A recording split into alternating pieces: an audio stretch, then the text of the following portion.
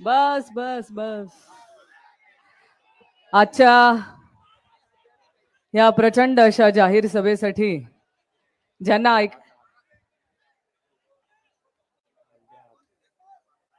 ज्यांना ऐकण्यासाठी आपण उत्सुक आहोत, ज्यांना भेटण्यासाठी आपण आज इथे आलेलो आहोत, ते आपल्या सगळ्यांचे लाडके नेते, खरं ज्यांनी शेतकरी बांधवांच्या पाठीशी उभं राहण्याचं काम केलं, प्रत्येक जाती धर्माच्या व्यक्तीच्या पाठीशी उभं राहण्याचं काम केलं, माझ्यासारख्या अनेक महिला भगिनींच्या पाठीशी उभं राहण्याचं काम केलं, ते आमचे सगळ्यांचे लाडके नेते, पक्षाचे सर्व आदरणीय शरदचंद्रजी पवार साहेब, इथे उपस्थित असलेले आदरणीय आमदार श्री एकनाथराव खडसे साहेब, आदरणीय आमदार श्री दादा चौधरी, ज्यांनी आत्ताच आपल्याला मार्गदर्शन केलं, ते आपल्या राष्ट्रवादी काँग्रेस शरदचंद्र पवार पक्षाचे नेते आदरणीय ॲडव्होकेट भैयासाहेब रवींद्र पाटील, इथे उपस्थित असलेले उदयदादा पाटील, जिल्हाध्यक्ष आदरणीय प्रमोद भाऊ,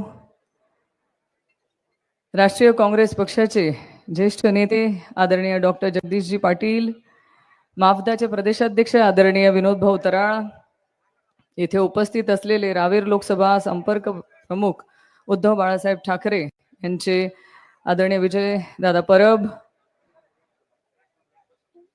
शिवसेना उद्धव बाळासाहेब ठाकरे सेनेचे नेते आदरणीय मनोहर दादा खैरनार, आदरणीय अरुण दादा पाटील, इथे उपस्थित असलेले सुधीर भाऊ तराळ.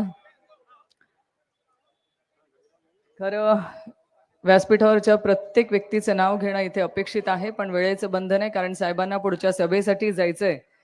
व्यासपीठावर उपस्थित असलेले महाविकास आघाडीचे सगळे नेतेगण आणि माझ्यासोबत इथे उपस्थित असलेले रावेर विधानसभेसाठी महाविकास आघाडीचे अधिकृत उमेदवार धनंजय दादा शिरीष चौधरी, त्याचबरोबर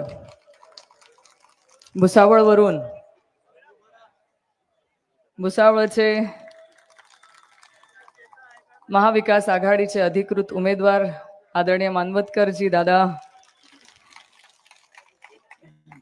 आणि व्यासपीठावर उपस्थित असलेले सगळे ज्येष्ठ श्रेष्ठ पदाधिकारी नेतेगण, आणि खरं ज्यांना शतशः नमन केलं पाहिजे, ते महाविकास आघाडीवरती प्रेम करणारे ही मायबाप, आमच्या समोर बसलेली सगळी मायबाप जनता, आदिशक्ती संत मुक्ताईच्या पावनभूमीमध्ये आज ही प्रचंड अशी जाहीर सभा होते.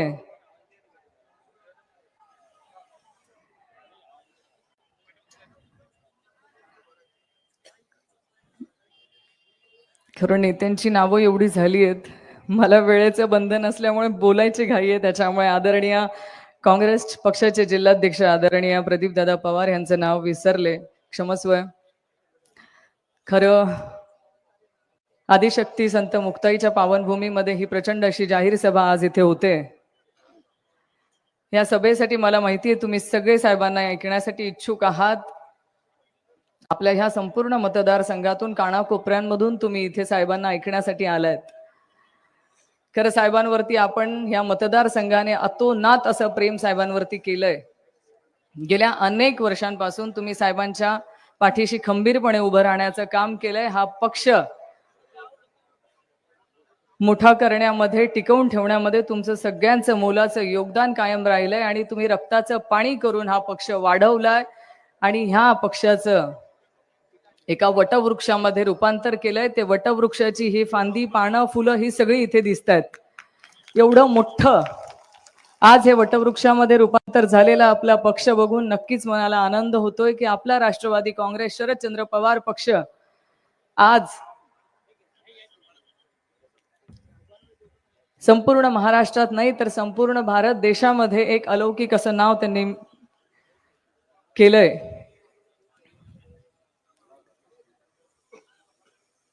आज उमेदवार म्हणून अनेक गोष्टी आहेत तुमच्यासोबत बोलायच्या आहे.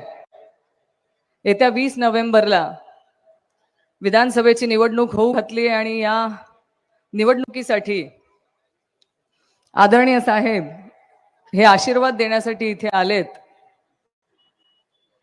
खरं मी साहेबांचे सगळ्यात पहिले आभार व्यक्त करेल की महाविकास आघाडीकडून मला त्यांनी उमेदवारी दिली, माझ्यावर तो विश्वास दाखवला, मला ह्या मतदारसंघातून लढण्याची संधी दिली.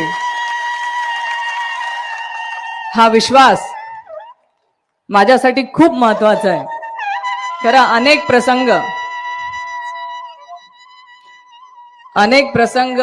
अनेक वेळा ह्या काही वर्षांमध्ये आले. गेल्या 2019ला मी निवडणूक लढवली, अवघ्या 1800 मतांनी माझा पराभव झाला. दुसऱ्या दिवशीपासून या मतदारसंघामध्ये मायबाप जनतेची सेवा केली गेली पाहिजे म्हणून तळागाळापर्यंत, प्रत्येक वाड्या वस्तीपर्यंत, प्रत्येक घरापर्यंत मी पोहोचण्याचा प्रयत्न केला. आज निवडणुकीला सामोरे जात असताना माझ्या मतदारसंघातल्या लोकांना एकच विनंती आहे. गेल्या 5 वर्ष झाले तुमच्यासाठी लढते. गेल्या 5 वर्ष झाले तुमच्यासाठी, तुमच्या प्रश्नांसाठी, तुमचे प्रश्न सरकारकडे मांडण्यासाठी लढते. अनेक आंदोलनं आपण सगळ्यांनी मिळून केलीत. अनेक ठिकाणी निवेदन दिलेत. अनेक ठिकाणी आपण आंदोलन करत असताना जेलमध्येही जावं लागलं. पोलिसांनी आपल्याला पकडूनही नेलं. अनेक घटना आपल्याला ह्या 5 वर्षातल्या सांगता येतील की ह्या 5 वर्षामध्ये तुमच्या प्रश्नांसाठी आम्ही लढलो. आता मला आवश्यकता आहे ती तुमच्या आशीर्वादाची. तुम्ही माझ्या पाठीशी खंबीरपणे उभं राहावं हीच माझी अपेक्षा आहे. मला एवढंच माहिती आहे की आदरणीय पवार साहेबांनी जो विश्वास माझ्यावर दाखवला त्या विश्वासाने फक्त मुक्ताईनगर विधानसभे क्षेत्रामध्ये काम करण्याची संधी नाही तर संपूर्ण महाराष्ट्रामध्ये काम करण्याची संधी मला साहेबांनी दिली. आज अनेक ज्येष्ठ महिला पदाधिकारी पक्षामध्ये असताना साहेबांनी जी मला संधी दिली ती संधी मला खूप महत्वाची होती.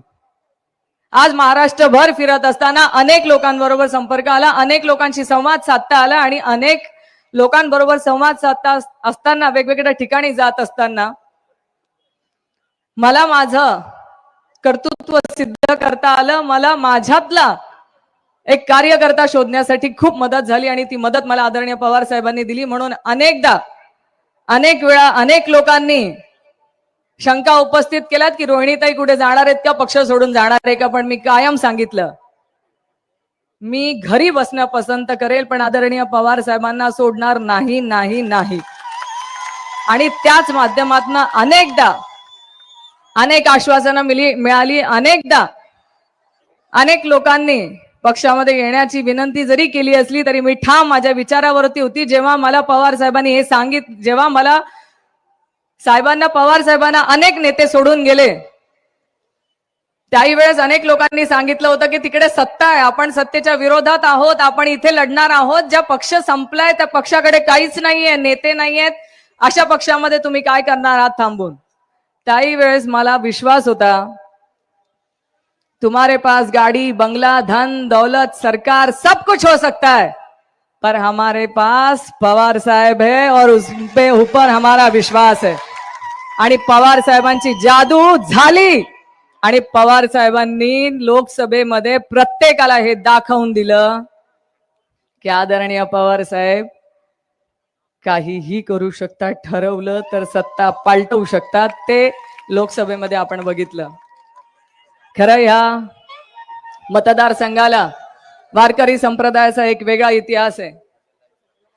पण ह्याच पावनभूमीमध्ये बसलेला असताना एक खंत गेल्या 5 वर्ष झाले तुमच्या माझ्या प्रत्येकाच्या मनाला टोचत बोचत असेल, ती म्हणजे ज्या आदिशक्ती संत मुक्ताबाईंचं नाव घेऊन या मतदारसंघाचा उल्लेख केला जातो त्या आदिशक्ती संत मुक्ताबाईंच्या मंदिराला जाणीवपूर्वक गेले 5 वर्ष झाले 1 रुपयाचा निधी न देण्याचं करंटे काम माझ्या विरोधातल्या लोकप्रतिनिधींनी केलंय. तुम्हाला माहितीये या मंदिराला 5 वर्षामध्ये कळस विना कळसाने हे मंदिर आहे. कळसाशिवाय मंदिर असतं का आपलं?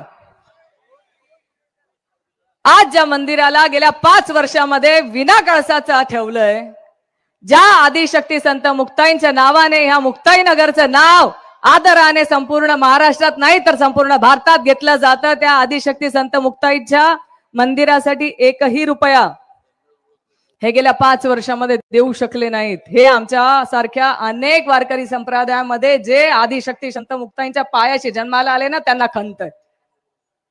का दिला नाही? जाणीवपूर्वक? असे अनेक प्रश्न या मतदारसंघामध्ये आहेत. पण माझ्या वतीने मी एवढं नक्कीच सांगेल की सगळ्यात पहिलं काम आपल्याला काय करायचं असेल आपल्या मतदारसंघामध्ये तर आदिशक्ती संत मुक्ताबाईंचं जो जीर्णोद्धाराचं स्वप्न घेऊन भाऊंनी नाथाभाऊंनी 100 कोटी रुपये या प्रोजेक्टसाठी मंजूर करून हा प्रकल्प पूर्णत्वास नेण्याचं काम मी माझ्या माध्यमातून नक्की करण्याचा प्रयत्न करेल. हेच मंदिर नाही तर मेहूनचं आदिशक्ती संत मुक्ताईंचं मंदिर असेल किंवा आपला नवीन मुक्ताई मंदिर असेल, ह्या तिघही मंदिरांच्या व्यवस्था तिथे सगळं डेव्हलपमेंट झाल्या पाहिजे, जेथून जे वारकरी लोक आपल्या मुक्ताईमध्ये येतात त्यांना त्यांच्या मंदिरामध्ये आल्यानंतर सगळ्या व्यवस्था करण्यासाठी मी माझ्या माध्यमातून नक्की प्रयत्न करेन. आज मतदारसंघातल्या ज्या उपसा सिंचन योजना आदरणीय नाथाभाऊंच्या काळामध्ये सुरुवात झाल्या, ज्याच्या पाया रोवला गेला, त्या उपसा सिंचन योजना गेल्या 5 वर्षामध्ये यांनी 1 रुपया देखील न आणण्याचं काम केलंय. मला सांगा, ज्या कुरा वडोदा उपसा सिंचन योजनेचं 80% काम पूर्ण झालंय, फक्त 20% काम अपूर्ण आहे. त्या कुरा वडोदा उपसा सिंचन योजनेला हे लोक 5 वर्ष सत्तेमध्ये असताना एकही रुपया का आणू शकले नाहीत? जर त्या योजनेला पैसा आला असता तर माझ्या कुरा वडोदा परिसरातल्या सगळ्या शेतकरी बांधवांच्या शेतीपर्यंत पाणी गेलं असतं आणि तो परिसर हिरवागार झाला असता. पण इच्छाशक्ती नाही, लोकांसाठी कामं करायची नाहीत. 1 रुपया त्या योजनेसाठी आणला नाही. मुक्ताई उपसा सिंचन योजना असो किंवा बोदवड उपसा सिंचन योजना असो, वरणगाव उपसा सिंचन योजना असो, या जर योजना आजूबाजूच्या आपल्या या सगळ्या योजना पूर्ण झाल्या असत्या तर आपल्या मतदारसंघामध्ये पाण्याची गंगा वाहिली असती आणि प्रत्येकाच्या शेतीच्या बांधापर्यंत पाणी गेलं असतं. तुमच्या शेताच्या बांधापर्यंत पाणी गेलं असतं ना, तर आज बोदवड तालुक्यासारखा तालुका दुष्काळग्रस्त राहिला नसता. का नाही गेलं? जेव्हा तुम्हाला 5 वर्ष सत्तेची मिळाली, काही तर दिले असते. आपलं जेव्हा सुरुवातीला 2.5 वर्षाचं सरकार होतं तेव्हा आदरणीय प्रांत अध्यक्ष जयंतराव पाटील साहेब यांनी बोदवड उपसा सिंचनला 100 कोटी रुपये दिले होते. त्याच्यानंतर 1 रुपया देखील त्या योजनेला आलेला नाही. आज बोदवड तालुका असेल, मुक्ताईनगर तालुक्यामध्ये जिथे पाण्याचे प्रश्न आहेत, यांनी अनेक घोषणा केल्या होत्या की बोदवड तालुक्यामधला पाण्याचा प्रश्न आम्ही मिटवू. जी योजना आदरणीय नाथाभाऊंच्या काळामध्ये मंजूर झाली आणि ज्या योजनेतून त्याच बोदवड तालुक्याला पाणी पुरवठा केला जातो, त्याच योजनेच्या भरोशावरती आपण 5 वर्ष झाले पाणी पितोय. नवीन योजना कुठली झाली का? जी ओडीएची योजना भाऊंच्या माध्यमातून पूर्णत्वास गेली, त्याच एका योजनेवरून संपूर्ण बोदवड तालुक्यामध्ये पाणी आलं. त्यानंतर अनेक योजना मंजूर केल्या गेल्या, कागदोपत्री असेल किंवा भ्रष्टाचार करण्यासाठी असेल. जल जीवन मिशन योजनेसारखी योजना त्यांनी आणली, प्रत्येक गावागावापर्यंत ती योजना नेण्याचा प्रयत्न करत गेले, पण त्याच्यामध्ये भ्रष्टाचार झाला. मला सांगा, जर अशी योजना असेल की त्या योजनेमध्ये एका तरी गावामध्ये पाणी आलं का हो? मग जर ज्या योजनेमध्ये तुम्ही सांगतायत की आम्ही पाणी आणण्याचा प्रयत्न केला, मग 5 वर्षामध्ये त्या योजनेतून का नाही येऊ शकलं पाणी? 2.5 वर्ष झाले तुम्ही या सरकारमधून त्या योजनेचा गाजावाजा करतायत. एका गावात तरी मला त्या योजनेतून पाणी आलंय का घरापर्यंत ते दाखवावं. अपहार झाले, भ्रष्टाचार झाले. आज जुन्या टाक्या नव्या करून दाखवण्यात आलेल्या आहेत, पाईपलाईन केल्या गेल्या, दाखवल्यात, झालेल्याच नाहीयेत. अनेक तक्रारी केल्या गेल्या. फक्त स्वतःची पोट भरण्यासाठी या योजना आणल्या गेल्या, तुमच्या माझ्या घरापर्यंत पाणी पोहोचवण्यासाठी नाही.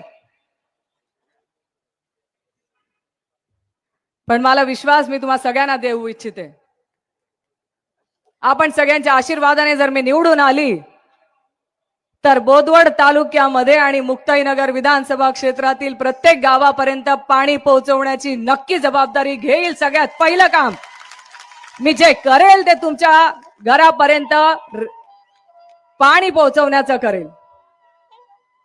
आज माझ्या माता भगिनींना पाणी नसल्यामुळे अनेक अडचणींना सामोरे जावं लागतंय. जी योजना नाथाभाऊंनी मंजूर केली होती बोदवड तालुक्यासाठी, त्या योजनेचं बबनराव लोणीकर साहेबांच्या हस्ते उद्घाटन झालं होतं. त्या योजनेला स्थगिती देण्याचं करंटे काम यांनीच केलंय, नाहीतर त्या योजनेतून पण तुम्हाला रेग्युलरली पाणी मिळालं असतं. आज शेतीला पाणी नाही, घराला पाणी नाही.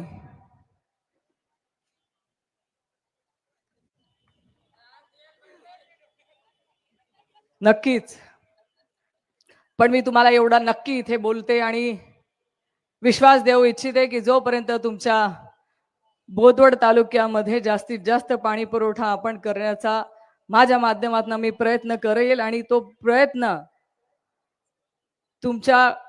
तुम्हाला तो दिसेल, तुमच्या घरापर्यंत पाणी आलंय हे पण दिसेल. कारण जर आदरणीय पवार साहेबांनी ठरवलं आणि त्यांच्या मार्गदर्शनाखाली आपलं सरकार आलं तर नक्कीच आपण ते काम पूर्णत्वास नेऊयात.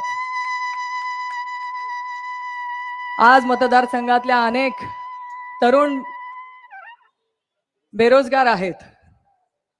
आपण आपल्या माध्यमातून इथे कारखाना आणण्याचा प्रयत्न केला, आपण आपल्या माध्यमातून एक सूतगिरणी उभं करण्याचा प्रयत्न केला, जिथे अनेक लोकांना रोजगार देण्याचा प्रयत्न केला. अनेक ठिकाणी तरुणांना हाताला काम मिळावं म्हणून भाऊंच्या काळामध्येही प्रकल्पग्रस्त मुलांना नोकऱ्या लावण्याचं काम केलंय. तरुणांच्या हाताला काम मिळालं पाहिजे, त्यांना रोजगार मिळाला पाहिजे म्हणून आपण या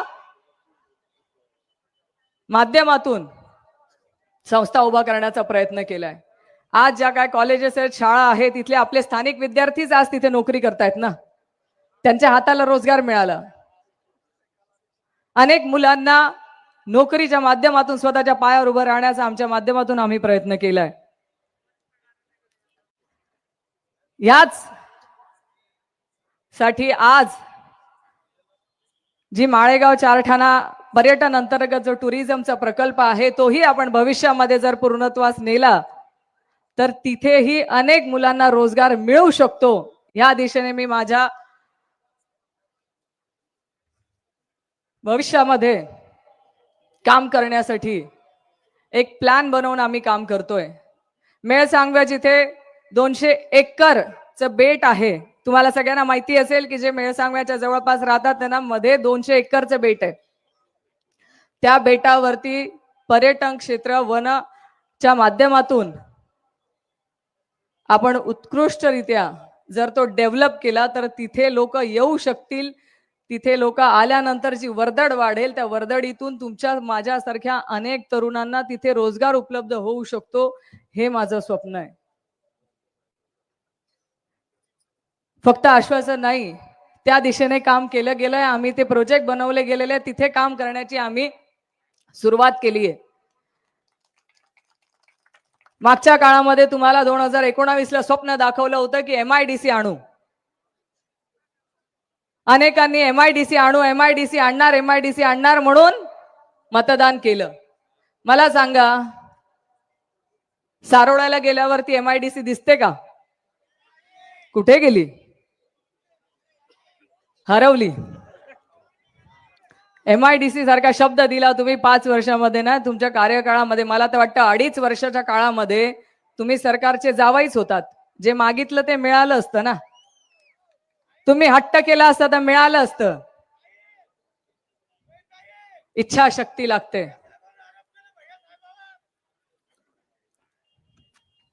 माझ्या माता भगिनींनाही मी इथे नक्की आश्वस्त करू इच्छिते की शबरी आवास योजना असेल, रमाई असेल, ह्या अनेक घरकुलाच्या योजना आहेत. ह्या योजनांचा कोटा वाढवून प्रत्येकाला घर कसं मिळेल ह्यासाठी मी माझ्या माध्यमातून भविष्यात प्रयत्न करेल.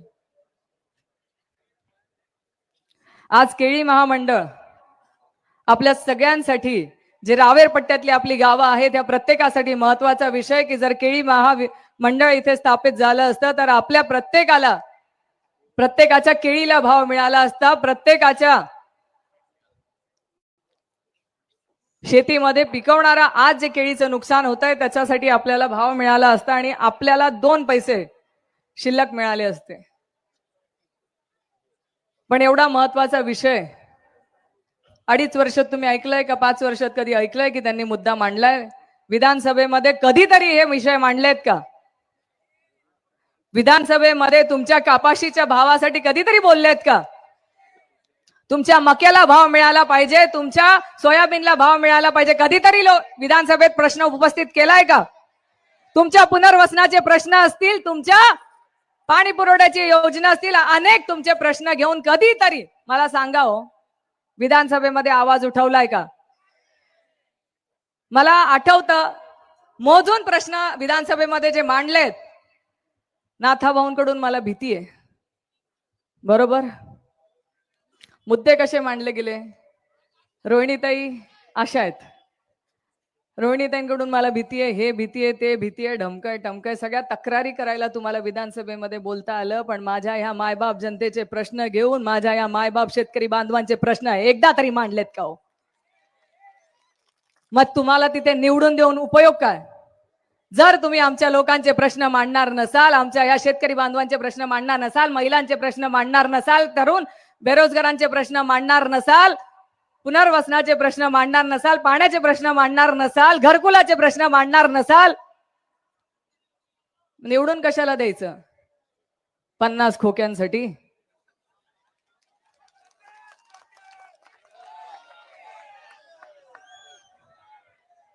माझ्या मायबाप जनतेचे प्रश्न मांडण्यासाठी आपण मला संधी द्यावी, मी विनंती करते. आताच आदरणीय मुख्यमंत्री महोदय येऊन गेलेत मतदारसंघामध्ये 8 दिवस आधीच. मी 5 मिनिटं घेते, मला माहिती आहे तुम्ही मला सांगणार आहेत, आता आटोपतं घ्या.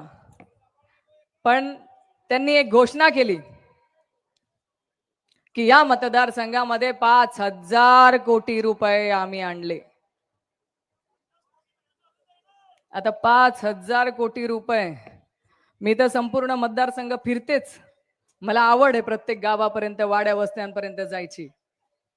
मला तर काही दिसले नाही, तुम्हाला दिसले का?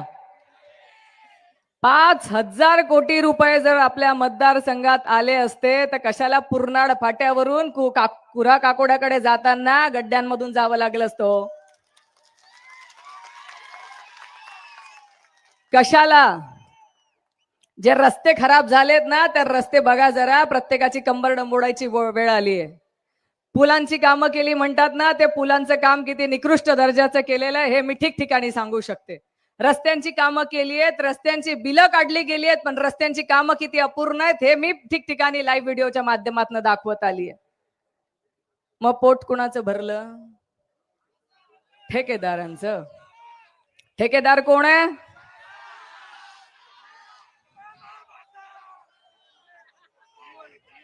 मला म्हणे माझा अभ्यास कमी आहे, मला कळत नाही की 1 किलोमीटर रस्ता किती मध्ये होतो मुरुमीकरणाचा.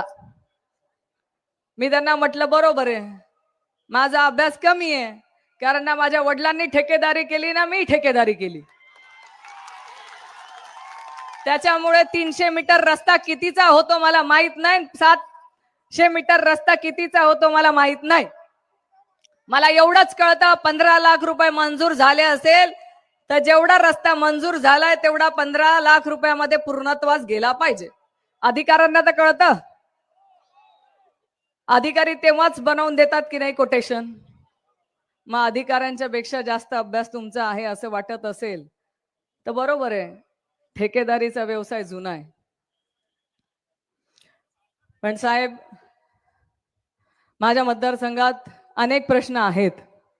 आपली सगळ्यांची मदत आम्हाला या मतदारसंघात पाण्याचे प्रश्न सोडवण्यासाठी लागणार आहेत. सगळ्यात महत्वाचा मुद्दा आहे तो पाणी प्रश्नाचा. हा माझ्या शेतकरी बांधवांचा प्रमुख मुद्दा मी आपल्या पुढे मांडते की आपलं जर सरकार महाविकास आघाडीचं जे येणारच आहे ते सरकार आल्यानंतर सगळ्यात पहिले माझ्या मतदारसंघातल्या या मायबाप जनतेसाठी ह्या उपसा सिंचन योजना पूर्णत्वास नेण्याचं काम आपण करावं. जेणेकरून शेताच्या बांधापर्यंत पाणी गेलं पाहिजे, त्यांच्या घराघरापर्यंत पाणी गेलं पाहिजे. आपण आधी कृषी मंत्री असताना एक उत्तम निर्णय घेतला होता. त्यासाठी आम्ही सगळी लोक शेतकरी बांधव तुमचे मनापासून आभार व्यक्त करतो की जो केळी करपा रोगावरती आपल्या माध्यमातून आपण मोफत औषधी देण्याचं काम केलं होतं, ज्यातून प्रत्येक शेतकरी बांधव जे केळी करपा रोगाने त्रस्त होते त्यांच्या पाठीशी उभं राहण्याचं त्यावेळेस आपण काम केलं. आम्ही सगळे शेतकरी बांधव मनापासून आपले आभार व्यक्त करतो. बोलण्यासारखे अनेक आहेत पण साहेबांना आपल्याला ऐकायचं आहे. माझी आपल्या सगळ्यांना विनंती आहे, आपण कायम साहेबांवरती प्रेम केलंय. आत्ताही आपल्याला महाविकास आघाडीचं सरकार आणायचंय. एक एक जागा आपल्या प्रत्येकासाठी महत्वाची आहे. एक एक जागा निवडून आणणं आपल्यासाठी महत्वाचं आहे. त्यासाठी तुमचे आशीर्वाद माझ्या पाठीशी उभं राहू द्या. मला आपल्या माध्यमातून आपला आवाज बनून आपले प्रश्न मांडण्याची संधी द्यावी ही विनंती करते. आपलं चिन्ह आहे तुतारी वाजवणारा माणूस आणि प्रत्येक शुभ कार्य हे तुतारी वाजवूनच केलं जातं. एवढं हे शुभ चिन्ह आपल्याला मिळालंय. ह्याच चिन्हावरती बटन दाबून आपले आशीर्वाद आपण माझ्या पाठीशी राहू द्यावेत ही आपणा सगळ्यांना विनंती करते आणि थांबते. जय हिंद, जय महाराष्ट्र. धन्यवाद.